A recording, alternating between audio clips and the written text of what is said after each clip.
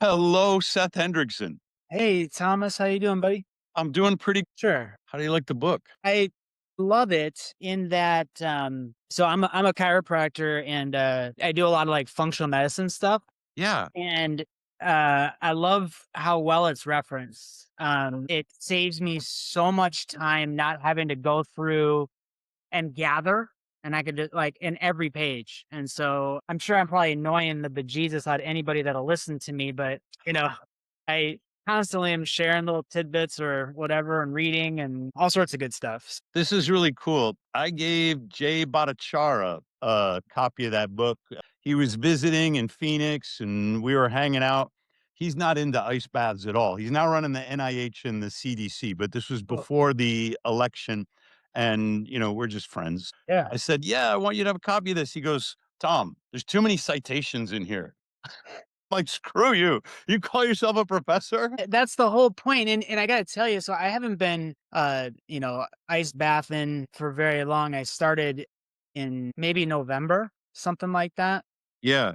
And it's shocking how little information there is available. And now, like, I don't want anecdotal, like, well, you could do this range or you could try this. I want like the nuts and the bolts, the why behind the why. And there isn't any, well, very I few. agree. That's how I came across you was I was looking for knowledge. I bought like 3 books on cold plunging and they were all bullshit. Pardon my language. Yeah, bought them all too. I just wanted when I was writing this one, I'm like, okay, let's see what's out there. And they're all uh, cosmetic is another way to, yeah, they're, of course they're bullshit. Yeah.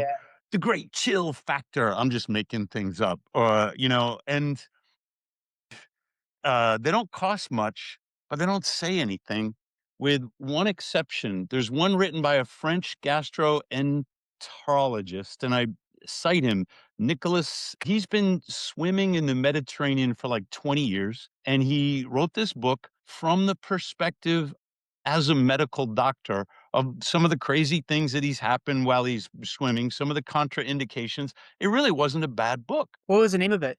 Cold Water Swimming by Nicholas Economidis. Okay. 27. Whatever. Yeah, right. I'm with you. Whereas here's one that I haven't bought. Sarah Barnes, The Cold Fix. Beautiful cover. I got a feeling this doesn't mean anything. Yeah, unfortunately, that's kind of what you run into. Just a quick thing on me. I had an accident a year ago, and blinded myself. Yeah, I was descaling our tankless hot water heater, and the hoses broke loose, and I got chemical lacerations on both my corneas, and I Is wasn't that sure if I muriatic acid? what's that? Is that muriatic acid that you were using for the descaling? Just no, it was industrial strength vinegar, which will pack a wallop. Let me tell you. Acetic acid. But no, I kind of went through this thing. I was like, I don't know if I'll ever be able to read another book again. I don't know if I'll Damn it. do a puzzle, that Yeah. kind of thing. And it came back, and it's mostly like I would say like 100% in this eye, like 95% in that eye. But I've been reading like crazy since I got my vision back. And the good thing is you learn a lot of stuff. The bad thing is my book volume is like rapidly expanding faster than I could digest the information. And this is not a criticism, but this book is very heady. And so you can't whip through it in a weekend. Like there's lots to digest. Shoot. So it's taken me a hot minute to get all the way through this, but I don't want to miss anything. So my book reading list is getting longer and longer by the day. So there you go. You don't have to read them all. It's okay to just have a book in your library just in case, Yeah. like I I think I care about my library more than I care about my checking account. I'm Right. always making deposits into my library. Yeah, I'm with you. When I first opened up your book, I'm like, "Oh, we're gonna get along just fine." Because I'm not gonna sit here and say that like it's appropriate for every walk of life, every person, every instance. But for me, it's made a radical difference. And for a lot of people that I have do it, it's made a radical difference. Have you been recommending cold plunge to your patients? Yes. How do they carry out that recommendation? It depends. So I primarily work with menopausal or perimenopausal women with their hormones. And I would say maybe 2 out of 10 actually wanna get better. Yeah. 8 out of 10 like to complain and don't want to make any changes. So, Yeah. and the ones that do freaking phenomenal. And the ones that don't, like, I'm like, okay, well then if you can't do it, then go up to your knees. And if you can't do that, then put your hand in the water. And if you can't do that, warm the water up to this.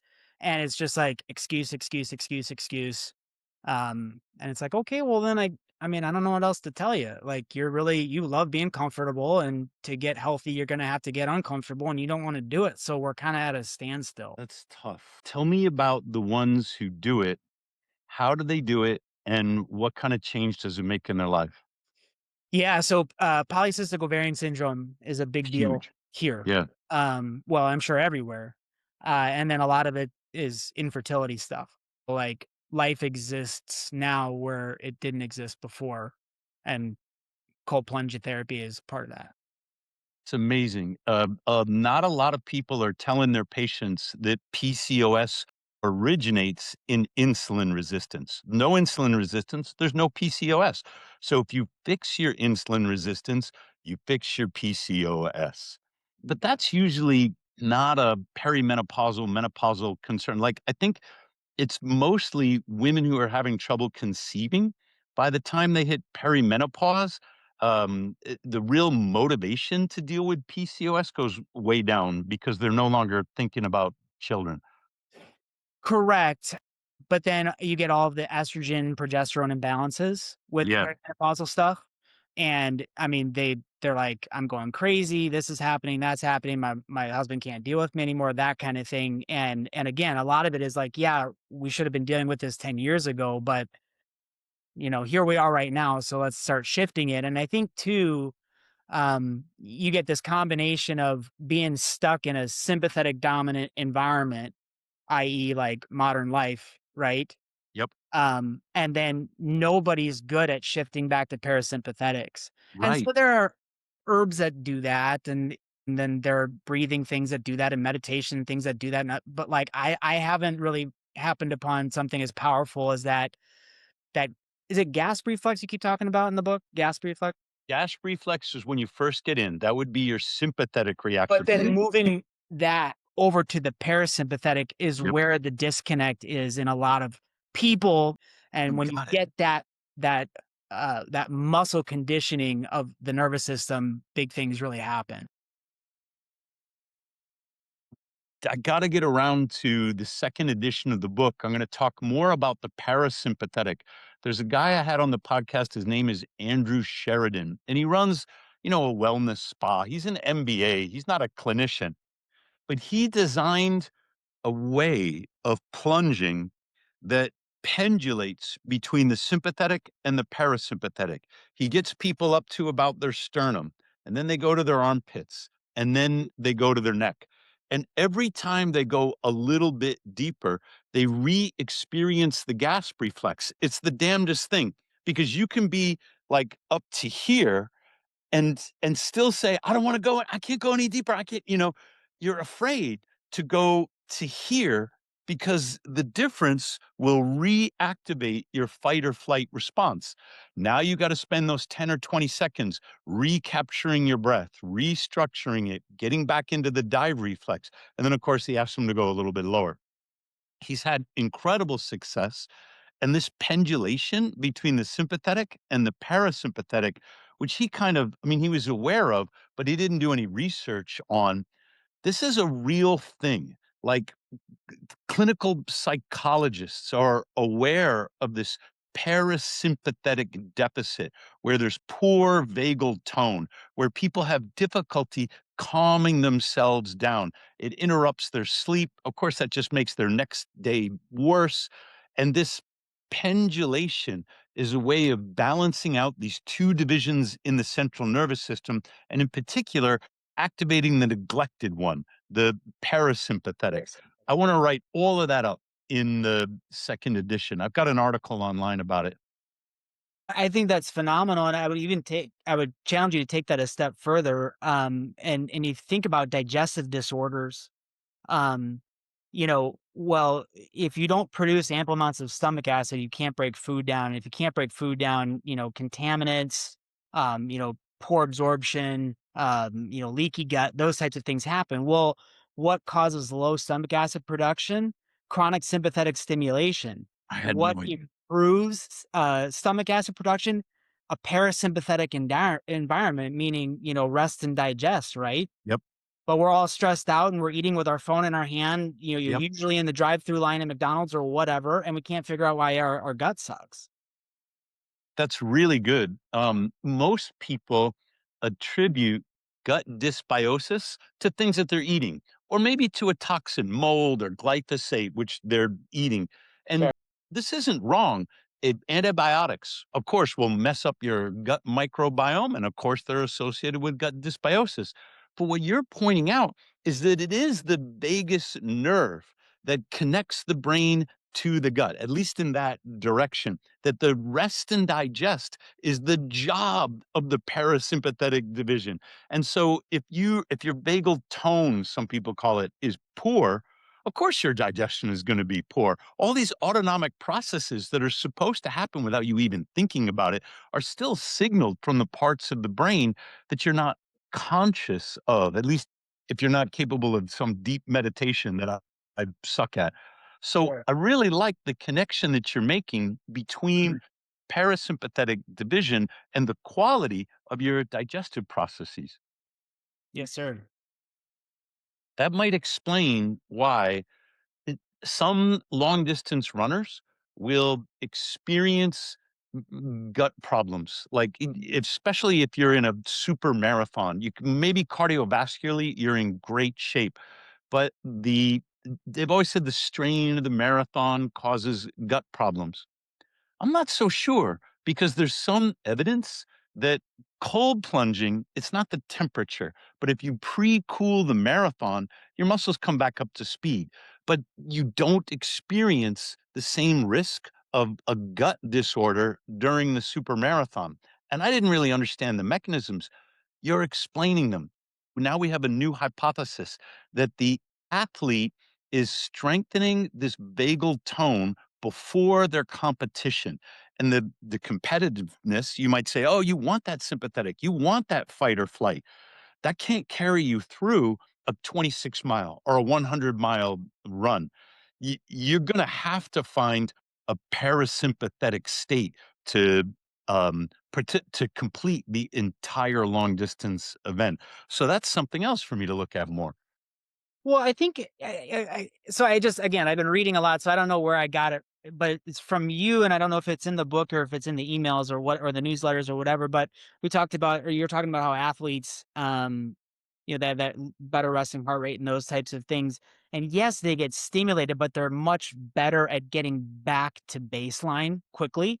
Yep. And you think about like a championship game. Yes, your nerves are going crazy, but once the whistle blows and you get into it, the person that can get back to center is the one that's going to compete more efficiently versus the person that's all keyed up.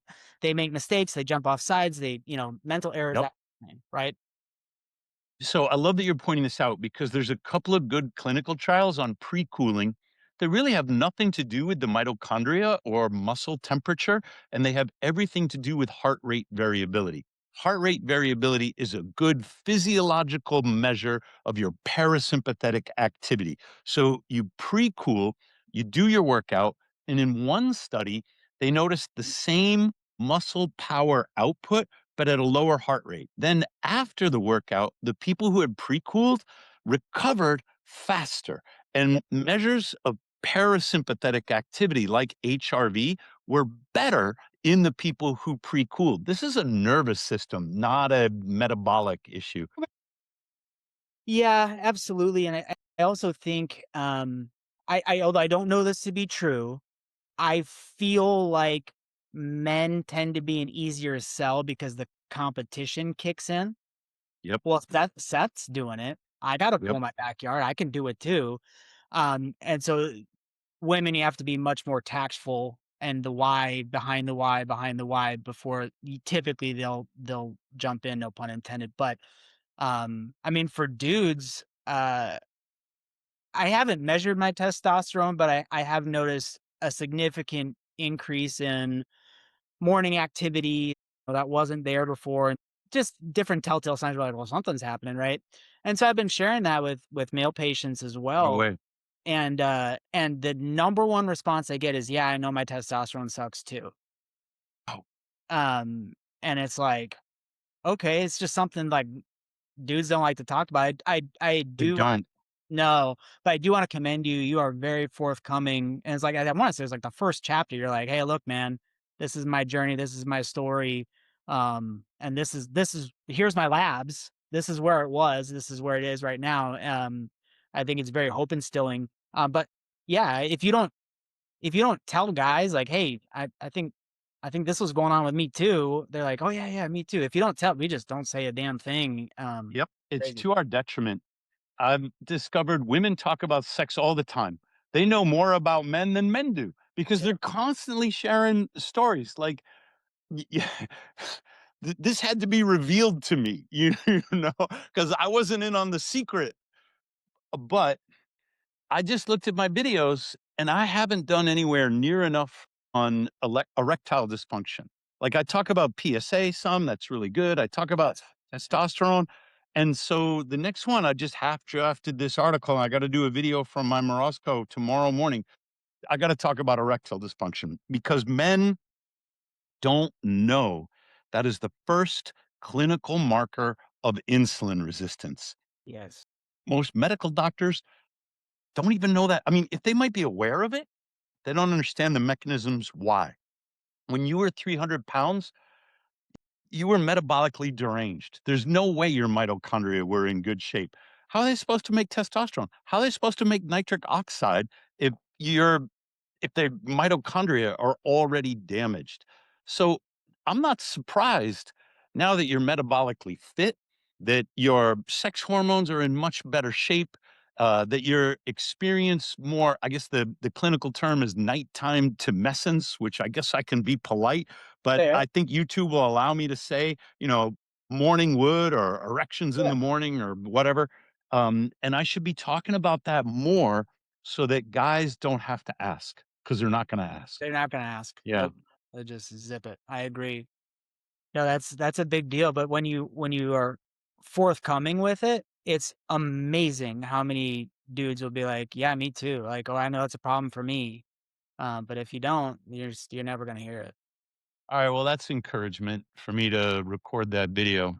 Um, I also like how you're talking about, I didn't know it, but the whole Viagra, mechanism and how, that works with insulin resistance, right? yeah. That was really cool in the book. I've never taken Viagra, so I can't speak from personal experience. I can only speak from the journal articles. It's pretty amazing. Like the fact that it can overcome insulin resistance means that it will improve circulation, especially in the extremities. This is exactly how it helps a man get and maintain an erection. But Right. it's also been used when a baby experiences brain injury. Maybe the cord is wrapped around its neck or something. And so it has this hypoxic brain injury. And they're like, we need to get perfusion into the brain. They will give Viagra or, some other PDE5 inhibitor Yeah. to an infant to stimulate vasodilation, improve circulation. I think this is like, it's actually a miracle freaking drug. And if you're taking Viagra, it's because there's something wrong in your body. Like it's a bridge. It's like a temporary enabler. You got to get into your metabolism. You got to fix the underlying cause of the insulin resistance instead of just popping a pill every time you're on a date.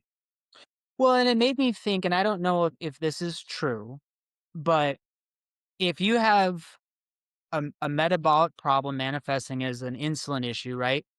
And then you take Viagra that overcomes that challenge, yes, you can get and maintain an erection in theory, but I'm wondering if that safeguard between further mitochondrial damage gets pulled away and what impact that has in the long term on somebody. I don't know. It's just I wonder the same thing. Let's hypothesize that overcoming the insulin resistance causes further damage to the mitochondria. And this is a pretty solid hypothesis. Why do you think your cells are insulin resistant in the first place? It's to slow down the processing of glucose and give the mitochondria a damn break. So you're going to overcome that. Now you can perform in whatever form. Chad Johnson, Ocho Cinco, the wide Yep. receiver. Receiver. Just yeah, he found one of my tweets and he posted a clip of him on the sideline, and the coach would came up to him and be like, "What are you on something?" He goes, "Yeah, man, Viagra." He used to take Viagra before every game. And it wasn't obviously for sexual performance. Right. He wanted the blood flow. He wanted the nitric oxide for athletic performance. That's how smart this guy is. But then what are you doing to your mitochondria?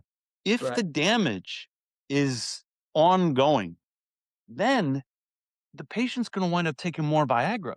They're going to say, uh-oh, I'm becoming more insulin resistant. I need a bigger dose. For the pharmaceutical industry, this is perfect because now they become more and more dependent upon the drug, and you're going to keep selling, keep selling. I want to get people off the drugs. You are square in our clinical, like customer archetype because you aren't licensed to prescribe drugs. You got to find other things to heal your patients. It's perfect. Yeah.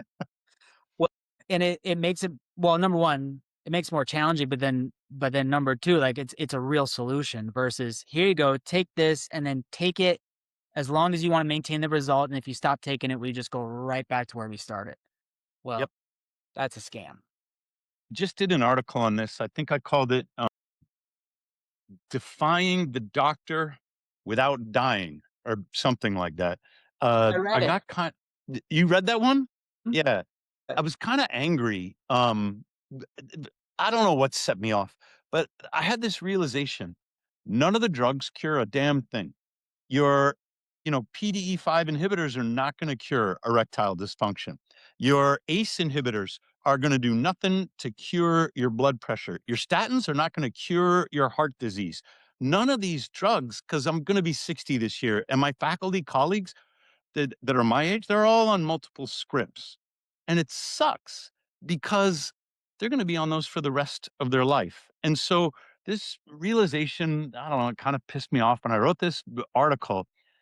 Everything they say is gonna kill me is keeping me healthy. I'm eating the fat. I'm eating the cream. Dairy is good for me. I've got the mutation that my ancient ancestors have so I can digest lactose. Great.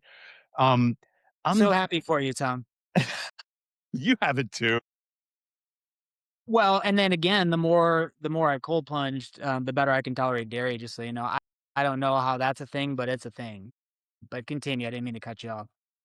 Did you used to have a problem with dairy intolerance? Did Yes. you ever experiment to see whether it was lactose or A1 protein? I don't know. I got big into raw milk and raw cheeses for a while. It still blew me out. Um, Saladino would have been proud of you though. right as I tried. But then now after going through this journey, I don't eat it all the time, but when I do eat it, I don't have digestive repercussions from eating it, if that makes sense. And you're from Wisconsin. Hmm. This is the dairy capital, dairy and beer. Those are the two Yeah. things in Wisconsin are known for. So I got this from a study at Purdue. Hmm. A lot of people who think they're lactose intolerant are not lactose intolerant. There are Okay. two types of, I think they're called casein proteins. I'm probably Yeah. pronouncing it wrong, but Casey. Yeah. A1, A2. And in the United States, many of the dairy cows will produce milk with predominantly A1 protein, whereas in Europe and other places, it's predominantly A2.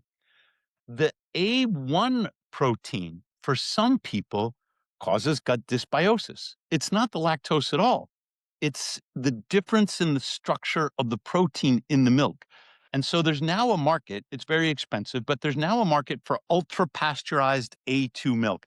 It probably all comes from Wisconsin. And then, they ship it on a ultra pasteurized, it, ship it on a truck, send it to Sacramento or something, and then charge you 8.50 a gallon. It's good stuff. Purdue ran a study that showed, I forget the exact percentage, but like 80% of the people who thought they were lactose intolerant were really A1 protein intolerant. And you think about the demographics of Indiana, I forget whether they controlled for race. This is important because in the United States, a lot of the people of African origin do not carry the mutation that allows them to digest lactose into adulthood. So when you see Serena Williams or Michael Jordan in those like got milk commercials where they paint a milk mustache on them, they might actually be doing an injustice to lots of black people who shouldn't be drinking milk unless the lactose has been taken out of it. I mean, they might do fine with hard cheese, but they wouldn't do well with milk. If your ancestors are from the North Sea, it's very likely that you got no problem with lactose. You might have a problem with A1, and most people don't know that. Okay, can I rephrase what you said? I just want to It make would sure. be so helpful. Okay, so you're saying that cows in the United States produce casein with A1 protein typically. Casein A2 protein are the cows from Europe. There was a study done by the University of Purdue that found that 80% of people who thought they were lactose intolerant were actually A1 protein intolerant, and that was what was causing the reaction. So we could be intolerant to that, not lactose. Correct. Okay, Now, got it. suppose hard cheese gives you a problem. There's no lactose in hard Yeah, it cheese. That breaks stuff's down. fermented, right? Mhm. This is a good way to test. If Parmesan, Reggiano, we're not talking about Brie, but we're talking about the cheeses that are fermented and aged, and this is why I call them hard cheeses. If they give you a problem, you know it's protein.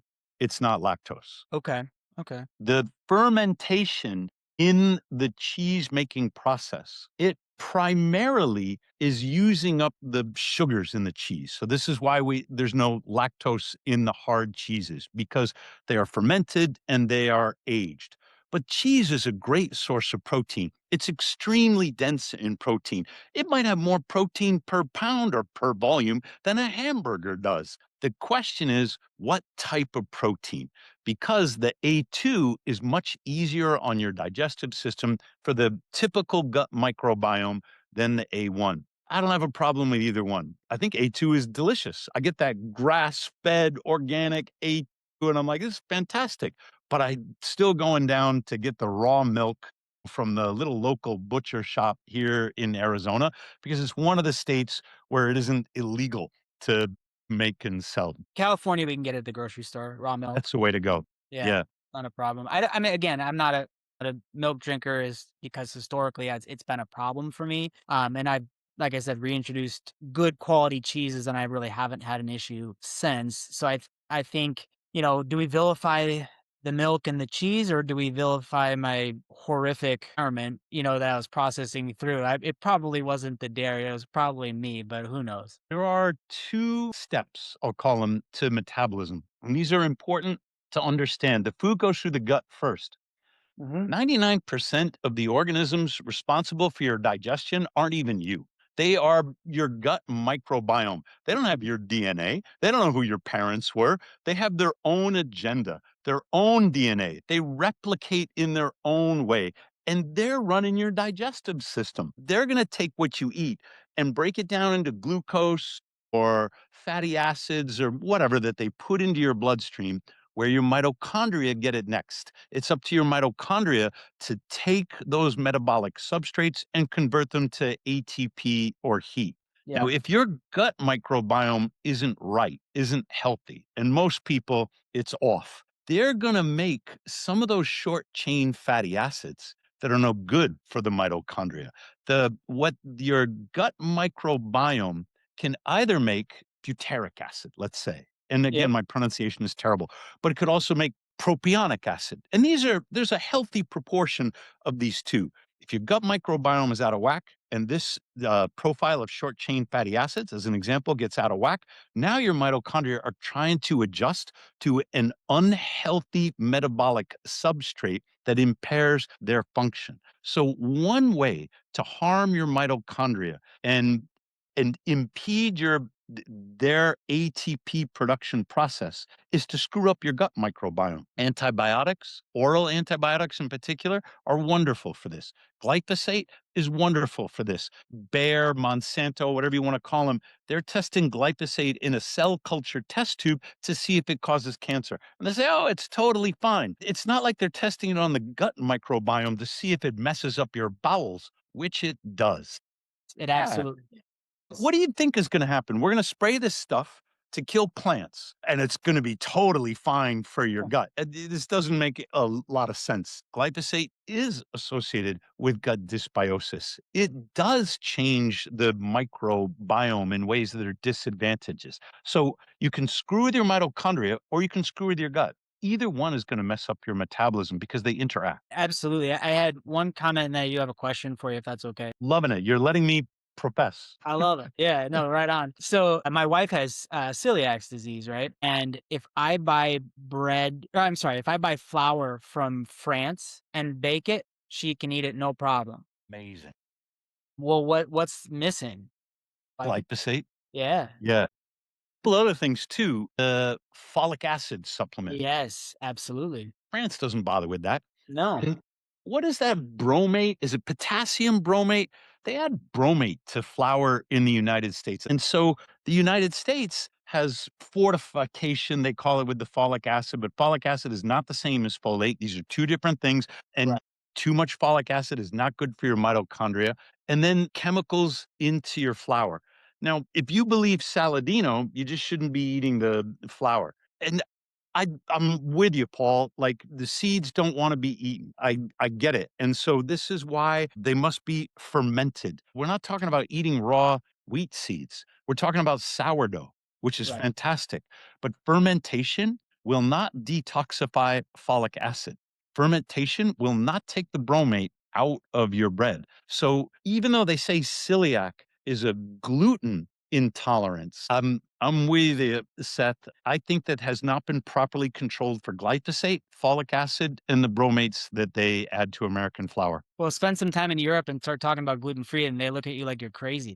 Why would you do that? Yeah, Yeah. exactly. It's insane. Anyways, I digress. My question that I have for you is, we talked about magnesium being such a huge integral part of supplying the mitochondria, right? And then you said Epsom salt baths is a good source. I do trace mineral packets, the LMNT, like unflavored, because it does have a good source of magnesium. Is there anything else that you would recommend to support healthy mitochondrial function? Or if I'm doing those two things, am I, do I have my bases covered? So there is a lot of things, but I'm glad you're starting with magnesium because the magnesium it supports something like 300 different enzymatic reactions inside the mitochondria. It's Mhm. no accident that mitochondria are very rich in magnesium, and Right. so when you get cold or when you're doing anything that activates your mitochondria, they need magnesium. It will be released from your bones where it's stored into your bloodstream where it can reach your mitochondria and some portion of that magnesium will be lost in your urine. It's not like it's all stuffed back in your bones.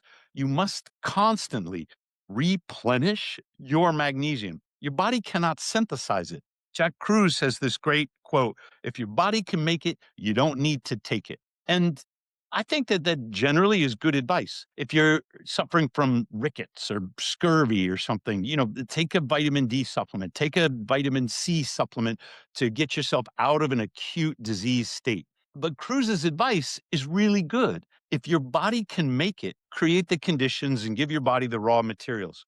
Problem is, your body can't make magnesium. It will steal it from your bones if your mitochondria need it bad enough. And this is why chronic cold exposure is associated with low bone density or osteoporosis and poor bone health. When you are constantly exposed to the cold and you're not getting enough magnesium, your bones suffer. Short term, acute cold exposure supported by magnesium is good for the bones. It stimulates bone metabolism. It builds, I'm going to get the word wrong. It's a medical word and it's not stem cells, but it builds those cells that will become new bone material. Osteoblasts. That's the one. Osteoblasts. It's Mhm. the osteoblasts that are supporting your bone density and your bone growth. And they can be stimulated by short term acute cold exposure. We're talking about an ice bath from which you give yourself a recovery period. Bone health relies on magnesium. Mitochondrial health relies on it even more. And so you got to get the magnesium if you're heavy into the exercise or you're heavy into the cold to support your mitochondria. Element, it's very popular. And I think there was a scandal about 3 or 4 months ago where they were putting a lot of maltodextrin into their formulation to make it taste palatable, but they weren't disclosing how much was in there. All right. And so they were trying to tell people it was low sugar or sugar free. They were making marketing claims. And then somebody tested it and discovered all this maltodextrin and say, hey, maltodextrin is a sugar. It might not end in ose, but your body processes it into of sugar just like everything else. And so LMNT or Element was caught fibbing about what their real ingredients were. They were being misleading. They might not have been technically wrong, but they weren't really telling people this is what's going to happen to your blood glucose when you take this. So the thing about the oral supplements is they go straight into the digestive tract. Yes. Magnesium comes in many different formulations. When I was a kid, so I'm 5 or 6, it's the early 70s, my mother would give me or my sisters, if we were constipated, milk of magnesia. This is magnesium hydroxide, which is largely insoluble, stays in your intestines, sucks water out of your body into your intestines to loosen up your bowels and makes you poop. You get a little magnesium benefit, as like a side, which is great. But most of that just goes straight out your bowels. Magnesium chloride is very soluble. It will be absorbed into your bloodstream.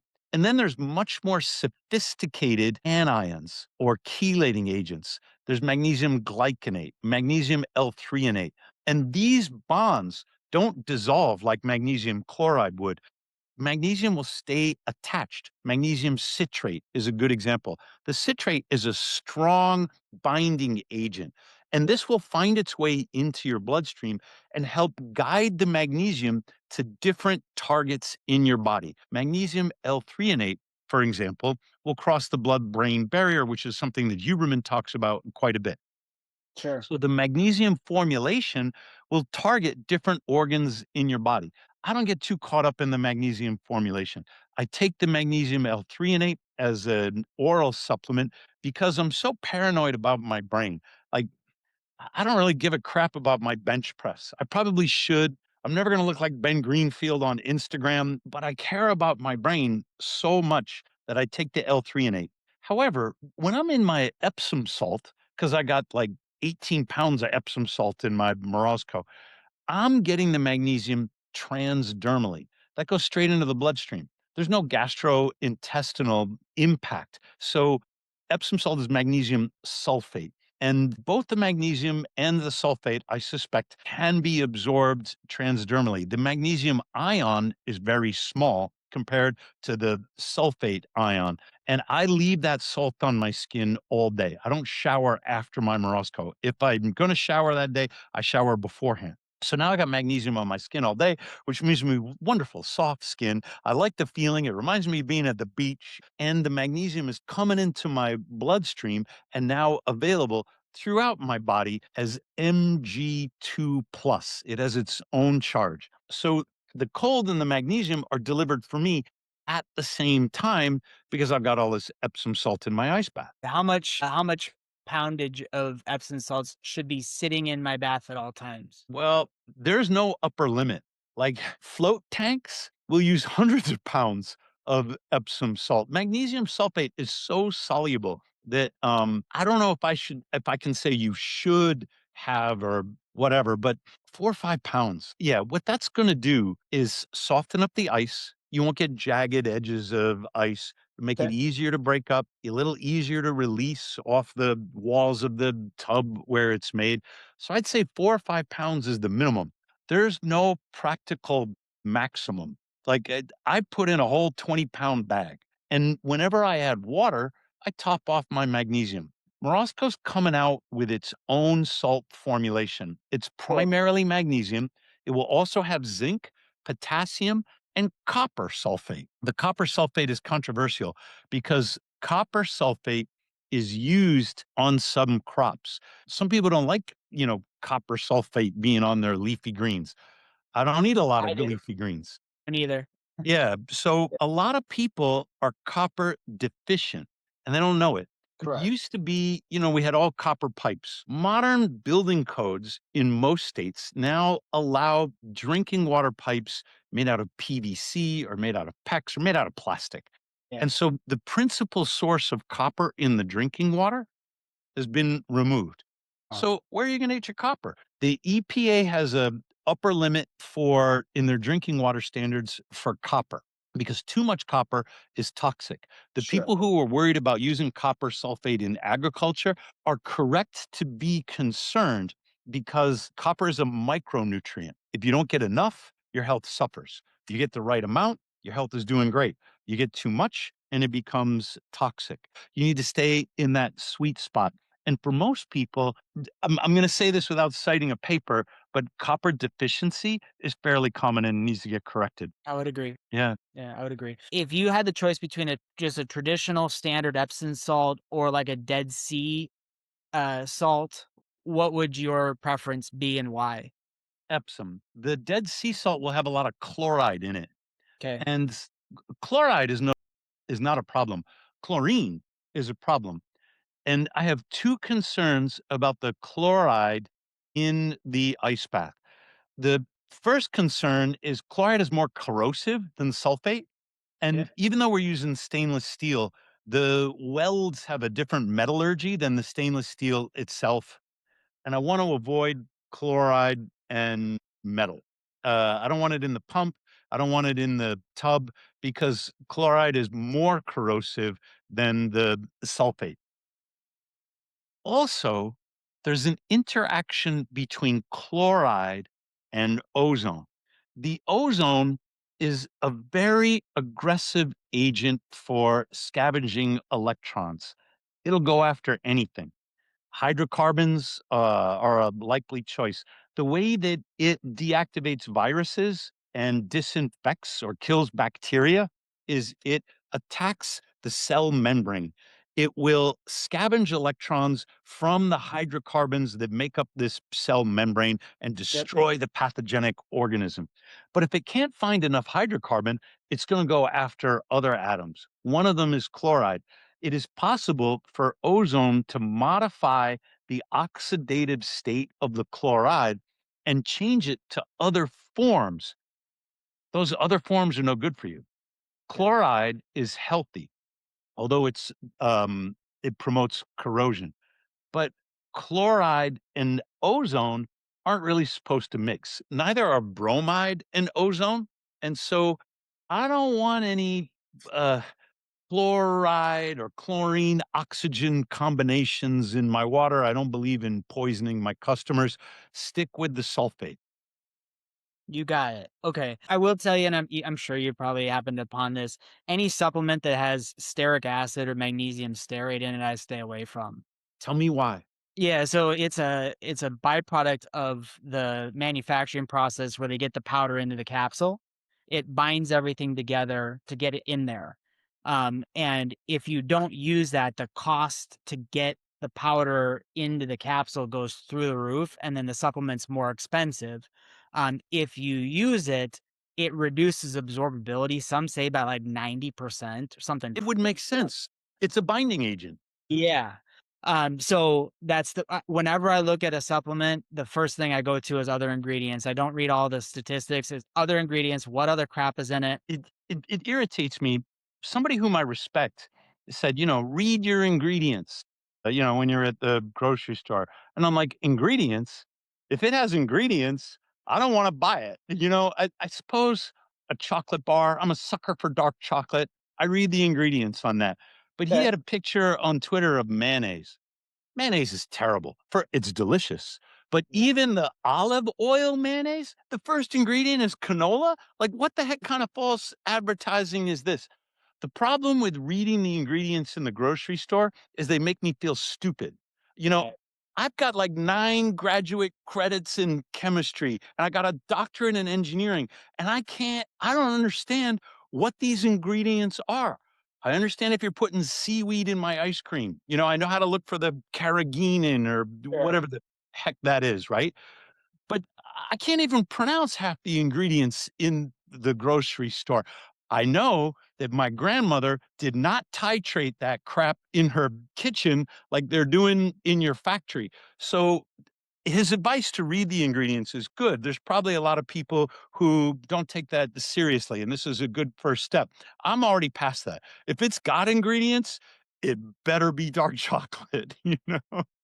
Yeah, and I mean, to your point, my whole thing is always like, if you can't make it in your kitchen, you got no shot at eating it. Like, if you flavoring agents and this, anti-caking and this and that, like, if I can't take core staples and make whatever you want out of it, then we shouldn't be having it, right? I'm with you. I actually had a friend in Wisconsin, and he ran a farm, and the powers that be shut their farm down for raw milk production. This was many years ago. Is too bad, but they would raise uh, cattle. They had sheep, and then they had chickens, and they would do rotational grazing where you'd have the cows go through, then the next group would go through, and then they'd pick through. And so they're like, well, yeah, we don't really have to spend a whole lot on feed because the chickens eat all the crap that's left over from, you know what I mean? It's a Like, wonderful thing. yeah, it's Yep. beautiful, and then we've made it so overly complicated, and it just doesn't need to be that way. So anyways. The cows do what they do. They shit all over the pasture, right? That's their job. The flies find the manure and lay their eggs, and then larvae, it's all very gross. And then you Yeah, let your chickens on there, and what do? They eat all the they eat it. larvae out of the Yeah. manure. They're scratching through the manure, spreading it around, so now the nitrogen is available to grow the next crop of grass, and eating the larvae, which are great for their protein, great for their egg laying. There's a book before Joel Salatin was famous and started hanging out with, Kennedy and Trump. Sure. This may be 35 years ago. One of the books that he wrote was Everything I Want to Do is Illegal. And I, read it when I was in my 20s. And now this is fantastic because the rules that govern agriculture are hopelessly out of date. Mhm. Everything that he wanted to do on his polyface farm, this is poly agriculture, not mono agriculture. They're meant to support one another. It requires a lot more knowledge of the farm as a complex system. Monoculture is a factory, it's easier to do. Polyculture, everything relates to everything else, and you can never change just one variable without having to make adjustments in everything else. And that book made so much sense, except for the fact that the regulatory structure was constantly trying to put them out of business because nobody believes, I guess, that the farmer is smart enough to grow the pigs and the chicken, to have a grass farm and everything that grass supports it. Beef, pork, chicken, all coming out of the pasture. Well, I'm sure you saw the documentary Food Inc. I think came out like late early 2010s, somewhere in there, and Joe Salatin's in there. He's butchering chickens in the scene. He's like, they tried to shut me down because they said it was unsanitary. He's like, could you imagine? And they went there, everything tested. It was like half the contaminants that like is acceptable. So it's like not only is it Cleanest sanitary operation. or Yeah. sanitary, yes. Yep. Of course it was. Yeah. Why wouldn't it be, right? Yep. Right. Do you know when you guys are gonna launch your salts with the copper in it? This has been on the product development roadmap for probably 6 months. And, now we have the packaging, we have the formulation. I wish I could say tomorrow. Yeah. I'm gonna hedge my bets and say next week, but it's February. This thing is gonna be launched before March of 2026. I think you are very wise to do so because, from a business perspective, you have your big ticket item, right? But now you've created a customer relationship with me. I've read your book. I know you're not full of shit. Um, but then how do you keep me engaged as a customer? There needs to be something that I'm reinvesting in to stay with and loyal to said company. So I think a product like an Epsom salt that's formulated by a person that knows something about biochemistry and how things interact with systems and tanks and those types of things, I think is a no brainer. Could you? Talking like a private equity guy. You need recurring revenue. I get the argument. What we wanna do is deliver value. And Sure. so Epsom salt is cheap. All these salts are cheap. The the value is not in the material because we tested a bunch of different salts and they all say pure and they're all full of clay and crap and they make the water dirty and I'm like this is a real drag. The value is not in the salt itself. The value is in sourcing the salts and formulating them and making it easy for people like you to use them. These are the instructions and you're going to get real benefit without making your water dirty and without having to sort through it all yourself. Yeah. You had said something really interesting to me how about how you don't you keep the magnesium and the salts on your skin, right, as part of a therapeutic benefit all day long. I was in Cabo towards the end of the year, and I happened upon a wellness spa that I'm 99.9% sure is owned by figureheads in the industry that you've named on our little conversation here. And so I was like, "Oh, that's cool. Like, we'll do a cold plunge and whatever." Because I was just getting into it, and they're like, "Oh yeah." And so I go through it, and it was mandatory that you had to do a hot shower before and after you cold plunged. Why after? I don't know. And so I just did it. I was like, "Well, I just wasted $80 or whatever it was." Yeah. Because I'm like, "Well, we just lost." And my wife's like, "Well, I don't know, it's kinda neat, it was cool." I'm like, "Well," and again, there probably was no minerals in it to begin with, but, like, we're losing the therapeutic benefit of coming back to temperature, or washing off anything good that may have been in there, who knows? But we were cold for 10 minutes or whatever it was, you know what I That mean? kinda sucks. Like, you should Yeah. have the option of a hot or cold shower beforehand. That's kind of a Board of Health thing. That's a basic sanitation thing. If they don't have their patrons shower before getting into the cold tub, then people are gonna carry laundry detergent, the Yeah. soap from their skin, laundry shampoo from their hair, laundry detergent from their bathing suits. They're gonna carry that into the tub. It's gonna make suds. It's not gonna be an experience that anybody else wants to share. Sure. Even if the tub is sanitary, it's gonna look cloudy. So I understand the showering For beforehand, sure. and they should give you the choice, hot, cold, whatever temperature you want. The showering after, that's your problem. That's your business. Like, who are they trying to protect now? It makes no sense. Yeah, well, and then I was like, "There's monkey business. There's something funny going on here." So we didn't go back, but anyway, I found that interesting when you were sharing that. It kind of popped in my head. Did that spa have a machine called the Infra Slimmer? I don't think so. It There had a was a cafe attached to it. Uh, there was a friend that went to Cabo, and he's like, "Hey, Professor Seeger, I'm going to this," and he sent me a picture of the bio spa or whatever it's called. I think that's what it was called. Yeah. Yeah. Inside there, he sent me a picture of a red light device called the Infra Slimmer. Okay. What a great name. You know, I you're wonder what sort it of does. you wanna slim? You wanna be slimmer?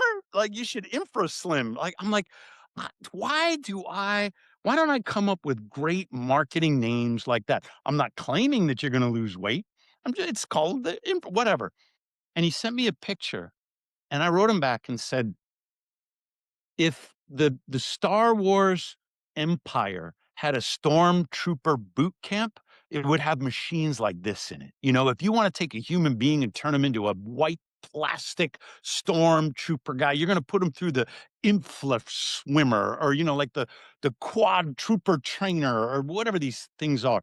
The whole spa was decked out in what looked very medical, curved, molded white plastic, What? And right? it was like a lid Yep. yeah, I think I Yep. went to the same place. And chicks dig this, I've been told, and it gives sort of the veneer of medical flavored prestige or something. Like people think it looks very hospital like, so it must be medical. And I wrote him, yeah, if you were at Stormtrooper boot camp, you'd be in the infra slimmer. Morozko is Rebel Alliance. If you remember, like the original Star Wars, and Princess Leia and Luke, and they get the first look at the Millennium Falcon, and they're like, "What a piece of junk!" And then Han Solo says, "Yeah, well, you do the Kessel Run in 24 Yeah, parsecs, or yeah, yeah. something." Morozko's like that. Morozko is. It looks like it's built in a barn. We like to say It's the next best thing to nature. It's not called the Infra Slimmer. It's named after like a Russian folk tale character. He's the wizard of the winter. And I'm like, you know what? I like being Rebel Alliance. That suits me. That's yeah, let's be actually I think it's beautiful. You know, the machines that we're making now are gorgeous and they'll match your sauna and your woodwork and things like that. I don't think we're ever going to go into that molded plastic pseudo medical look. Well, maybe I'm just a little kookadook and I'm wired a little bit differently, but in your book, the first thing you said was like, "Look, I'm not a doctor, but I am." You're a mechanical engineer, correct? I'm an environmental engineer. Okay, yeah, Yeah. like this is not. I'm not giving you health advice, which is cool, but and so in my mind, I'm looking at that. I'm like, all right, if I were starting a company and I were building the best damn product I could find, um, all of my investment is going to be on the stuff you can't see, not on the window dressing around it. So first of all, I think they look cool. I don't think they look, you know, cheap or crappy or anything like that. I think Thanks, they're Seth. cool. You're welcome. Me too. Yeah, I dig them. But then number two, I'm like, well, if it looks like one piece of molded plastic that was built, you know, 3D printed or something, I'd be very skeptical, very skeptical. And so I think that actually plays to your advantage. And just it's neat that you kinda had that thought and I had thought and, we're not I'm connected. glad to hear you say it. That molded plastic 3D printed look is optimized. It's not optimized for you. Mhm. It's optimized for material efficiency and marketing and to give you an impression of authority or something like that. And sometimes I wish Morozko were optimized. Everything's handcrafted right here in Phoenix. You can go on Alibaba. You can get a cold plunge for like 450 bucks. Why would anybody buy a Morozko, for $15,000 or whatever? They could just buy 6 Alibabas. Who cares if they break? Just buy another one and buy another one. And that kind of disposable mentality, it goes against my principles as an environmental guy. I can't Yeah. get on board with that. I want to build stuff that lasts for decades so that nobody has to build it again. Any other questions about the science or the book or yeah, Yeah, actually, the last thing we talked about, obviously the theme of the book is, or it keeps coming up over and over again. All the literature is you should cold plunge, then work out, right? yeah, Obviously. So I do a 12-minute workout where I'm doing like Tabata style exercise, just enough to come to temperature. perfect. Which is it works for me. It's been great. My question is the sauna piece. I sauna first thing in the morning. I try to give myself 15, 20 minutes to cool down. Then I go and cold plunge. And obviously, like when I get my Morosco, it's gonna be my garage is like a wellness spa, but I'm gonna be going, 4 feet to get into the cold plunge or cold immersion. How long time frame should I wait? Is there any literature on it? Is it just personal experience? What is your best advice there? I want to ask you to run an experiment. Sure. Do the cold first, then do the exercise and finish with the sauna. Um, Joe Rogan talked about this on his podcast with David Goggins. This is back in December 2022. He read my article about testosterone and pre cooling. He was doing pretty much what you're doing, starting in the sauna and then getting in the cold. And this is healthy. This is the way the Finnish studies do it.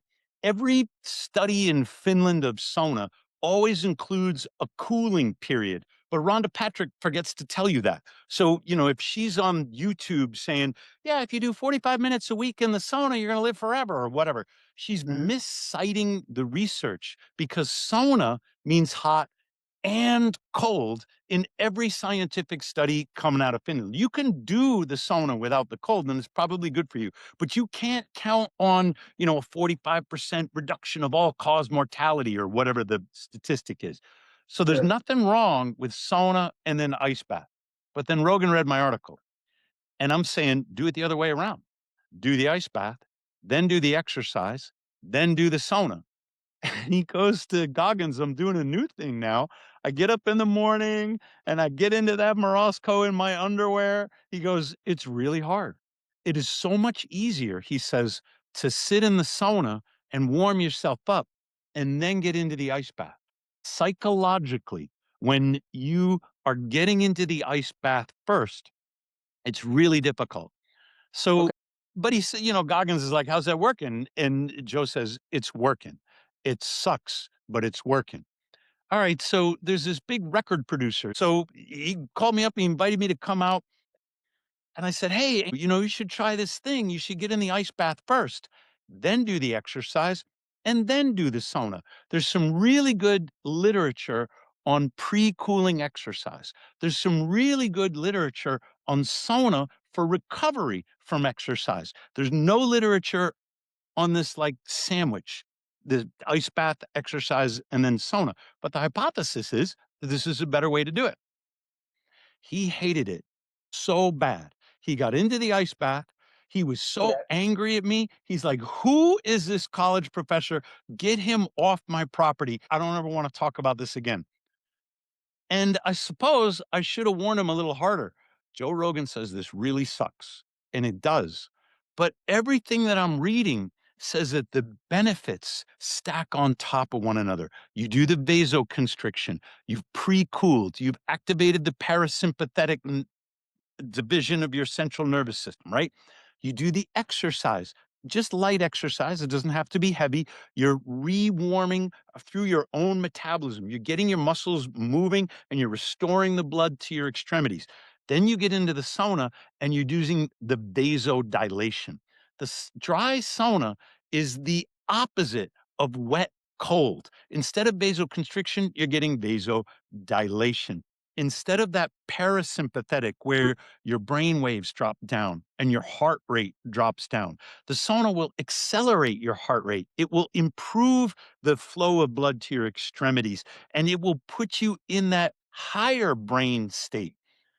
So give that a shot. Give that stack a shot and Okay. see how the rest of your day goes. You might wind up exhausted.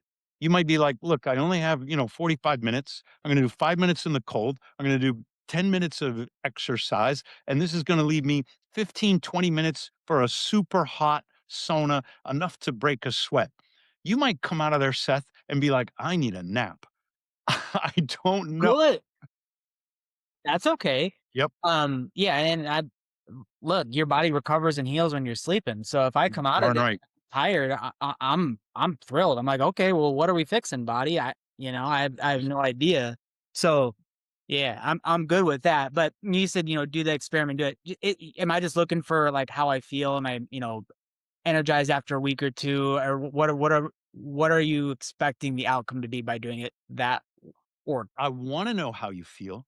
okay? If you're tracking markers, you should have better blood pressure because you're improving your circulation. You are working the smooth muscle tissue that controls the flow of blood through all of your extremities.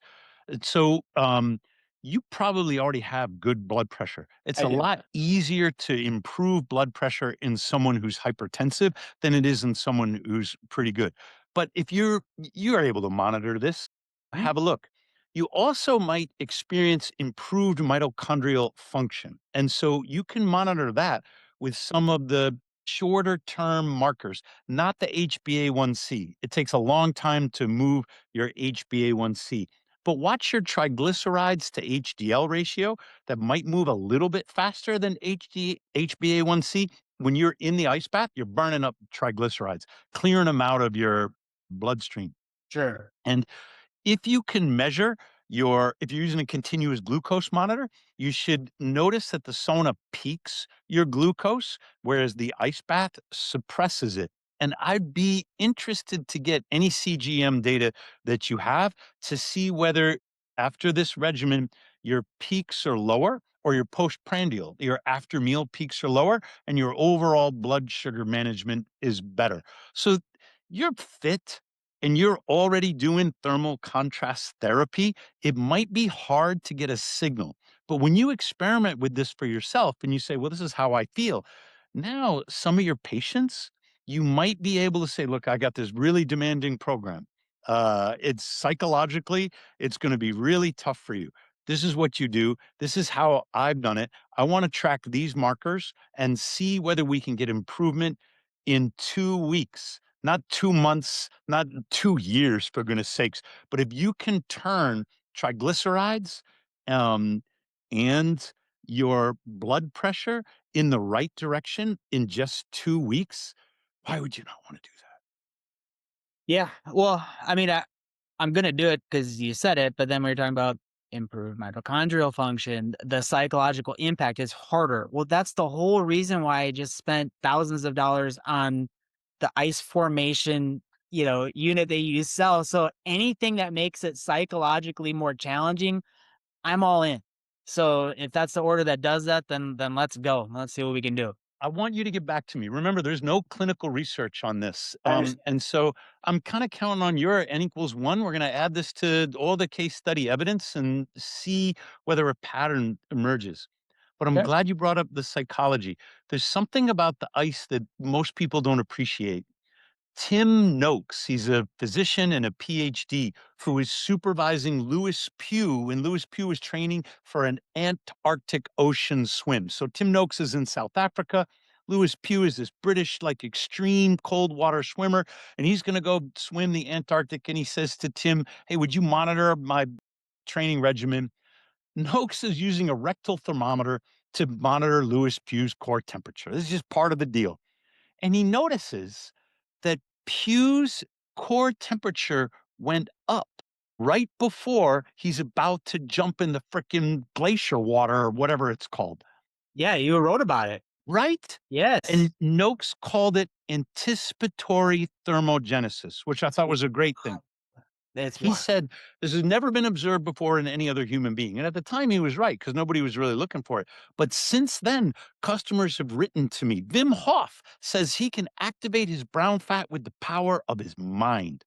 He's right. It was Lewis Pugh's brain that was activating his brown fat for this anticipatory thermogenesis. Brown fat is highly innervated. And this, I'm getting this from Christy Townsend, who's a professor at The Ohio State University. And she studies the interaction between fat and the nervous system. What does brown fat have all those nerve endings in them for? Brown fat is not activated by temperature. It is activated by the nervous system. First, your thermoreceptors, they activate your hypothalamus, and then your hypothalamus talks to your brown fat. That's fine. There are also foods that will activate your brown fat because the brown fat is activated through the nervous system. What controls your nervous system? Your brain. Your brain, just like Wim Hof, you can turn on your brown fat with the power of your mind. Well, now how are you going to talk your mind into this? When you see the ice chunks floating in the water, it feels different. Your eyes know it's cold, and your brain is like, "God dang it. You know, I am I really?" You've done this every day, for the last 3 years. And this, without fail, when I see the ice chunks floating in my Morozko, I'm like, I could maybe get another cup of coffee before I do. I think, the sun should be a little bit higher in the sky before I do. I start talking to myself. I'm having a conversation with myself about how I'm not going to do this. I've already activated my body using the perception of the ice. If it's 40 degrees and there's no ice floating in there, it's boring. I get in and I'm like, yeah, whatever. I've got to have the ice for that psychological freak out. Now it takes about 20 seconds and I'm in there and I'm like, what was I even worried about? All right, Yeah. now let's do another lecture on erectile dysfunction, or now let's talk about the prostate, or we're going to talk about seed oils or something. It's no big deal after that 15 seconds of acclimation. Yeah, but when you start your day with something really, really difficult and you win, everything else in the day is easier, You right? got that right. So I'm all Yep. in. Well, listen, I feverishly took notes on everything that you were talking about. You answered all my questions. I really do appreciate this time. This is great. I'm excited. I'm almost done with your book. I'm excited to finish it up. I'm excited for the salt. I'm excited for my machine when it gets here from Phoenix. And 2026 is going to be a good year, man.